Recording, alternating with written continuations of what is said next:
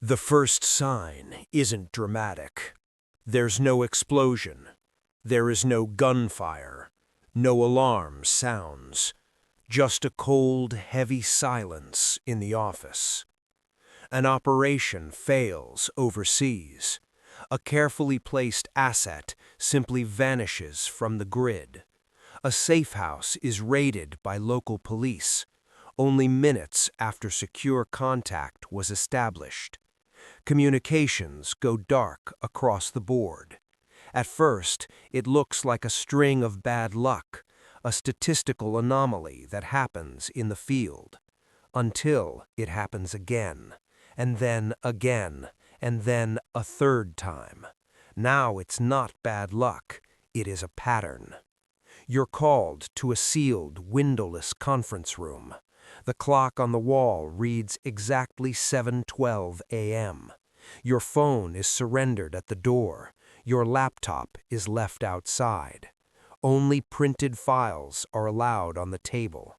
The air in the room feels thick and stale. The director closes the door, locks it, and says one sentence: "We have a leak." This isn't a cyber attack. It isn't a foreign interception of our satellites. It is internal. It is human error. Someone deep inside this bureau is feeding our most classified information. They are selling us out to a foreign intelligence service. They are watching every move we make. You are assigned to find them. You are the hunter now. Your mission is to find the ghost hiding in plain sight. Level 1, damage assessment begins now. You don't start by looking for suspects. You start by looking for the invisible patterns they left behind. 3 failed operations, all within the last 6 months. They happened in different regions, managed by different teams, with completely different objectives. The only overlap between these disasters? The access clearance level, the people who could see the master plan. You build a master list of every soul who had access. The list is longer than you hoped. It is a list of your peers, analysts you've shared coffee with, field supervisors you've trusted with your life, counterintelligence officers you've known for years. You recognize every single name. That's when the true weight of the assignment hits you. The mole isn't an outsider. The mole is a colleague. It is one of you. Level 2, timeline reconstruction. You begin to overlay every operational failure with the internal access logs of the main server. You track who accessed what, at what exact second, from which specific terminal in the building. There's no obvious anomaly at first, no massive file downloads in the middle of the night, no suspicious USB activity on the ports. If someone is leaking, they're doing it with extreme caution. They're doing it intelligently. They know exactly how we track our own people. You narrow the list down. 27 individuals remain. These are the people with repeated access across every single compromised mission. 27 possible traitors, 27 former friends you now have to suspect. Level 3, behavioral profiling. You begin silent reviews from a distance, watching them from the shadows of the office. You look at financial records, foreign travel logs, unexplained debt. Nothing dramatic appears. No signs of sudden, unexplained wealth.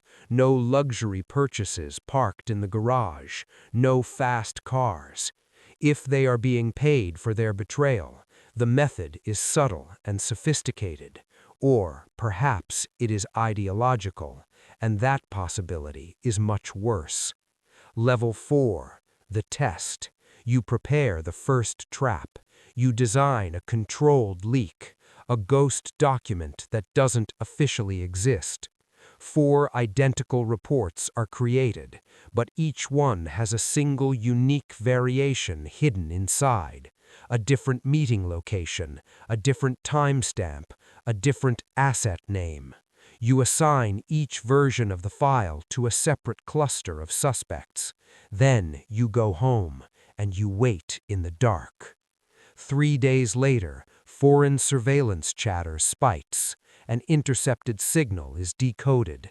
It mentions the specific location from version B. You check your distribution log immediately. Version B was accessed by only 6 names. 6 suspects remain. The circle is tightening, but it is still too many. Level 5, internal interviews. It's time to go face to face. You ask routine questions. You keep your tone casual, but you are watching their eyes. You watch for the smallest micro-reactions, a slight twitch of the hand, a fast blink, a change in breathing. Most respond with the expected frustration, but one man is different. A veteran officer, 15 years of highly decorated service. He's too calm. He's too composed. He's respected by everyone in the building, but his calm feels like a mask. Calm isn't proof, though. It isn't enough to make an arrest. Level 6, expanding the past. You dig back 10 years. You map every failure in the Bureau's history, every exposed asset, every mission that went sideways for no reason. Individually, those old failures meant nothing, but together they form a faint, deadly pattern of betrayal. In every single instance over a decade, this veteran officer had access. Coincidence is possible, but the probability says no.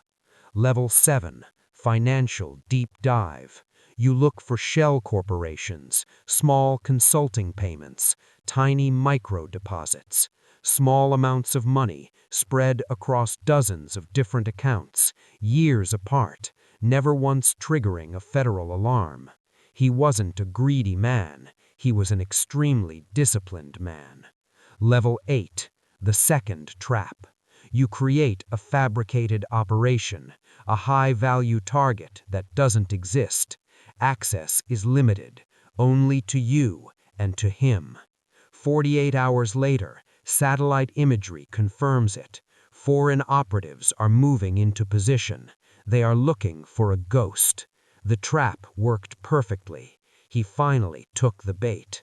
Level 9, digital confirmation. You monitor his terminal in real time.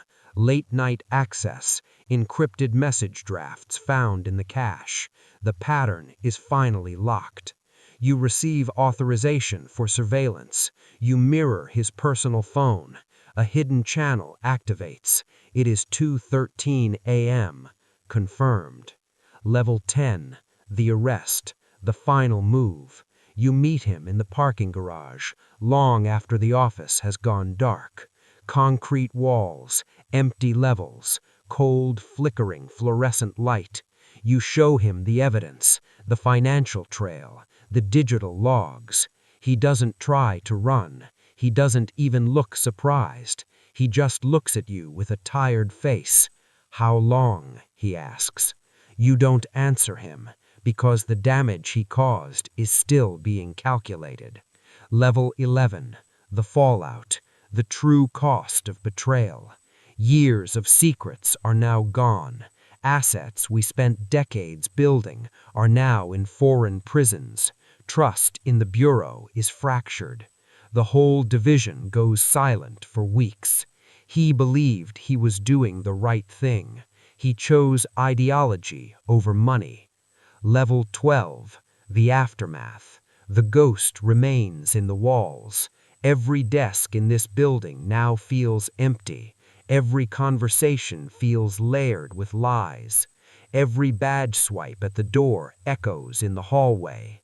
He passed every test we ever gave him. Trust was our only vulnerability, and trust will always be a vulnerability. Our system is more fragile than you ever knew. Now, I have a question for you. At what exact moment would you have suspected him? The first failure? The small deposits, or would you have trusted him until the very end? Comment below with your theory. Subscribe so you don't miss the next case. Remember, the enemy is always closer than you think.